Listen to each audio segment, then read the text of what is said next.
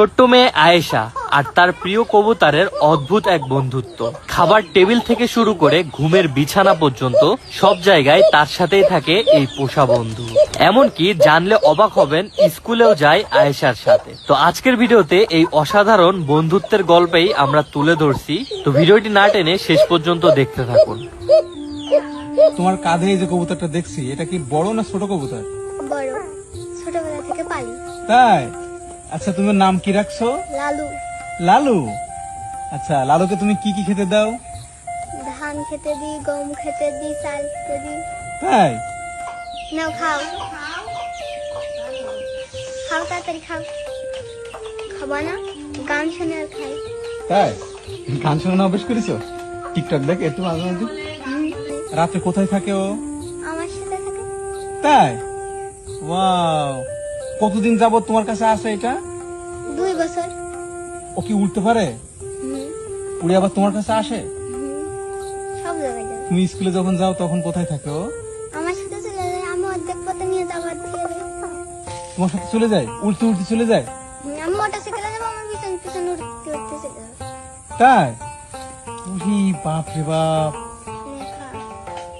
কান পেতে কি শুনছি? না, কান পেতে শুনে। গান পাতে শোনে না? এইভাবে শুনে আর তাকাই। ওই যে তোমার আদর করে দিচ্ছ, হ্যাঁ? তোমার কিস করে ও? হুম, তোর তো একটা কিস করে। ওই ওই দেখ, যে দিল, তোমার ঠোঁটে কিস করে? না, তোমার আমি আর গাল। তোমার চোয়ালে কিস করে? তুমি ওর একটা চুমু দাও তোমার ঠোঁট দিয়ে। এসো এসো বাহ বাহ বাহ। এসো। বুকে ঝুলে থাকে। তাই? হুম, তুমি ছোটবেলা থেকে যত্ন করো এর? ছোটবেলা থেকে ওর মায়ের কাছ থেকে নিয়ে অল্প অল্প করে খাওয়াতাম, তারপরে আমার সাথে বেড়াতাম।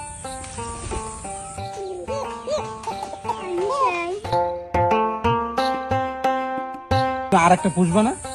না, একটাই? তুমি এখন একটু উড়াই দিতে পারবা ওর? ইচ্ছা হলে যাবে, না হলে যাবে না। ধরে ছেড়ে দাও, হাতের উপরে ছেড়ে, হাতের উপর ধরো। ও যাবে না কোথাও? এই যে খাচ্ছে, দেখছো? আমার সাথে মোবাইল দেখে। তাই? আয়,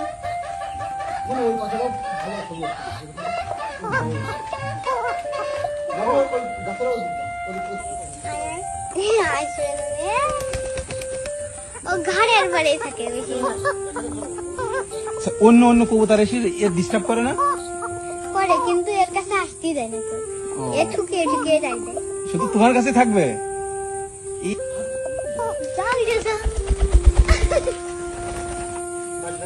ছোট্ট এই আয়েশা তার পোষা কবুতরের এই বন্ধুত্ব আমাদের শিখিয়ে দেয়, ভালোবাসা আর মমতা হলে মানুষ আর প্রাণীর মাঝে কোনো দূরত্ব থাকে না।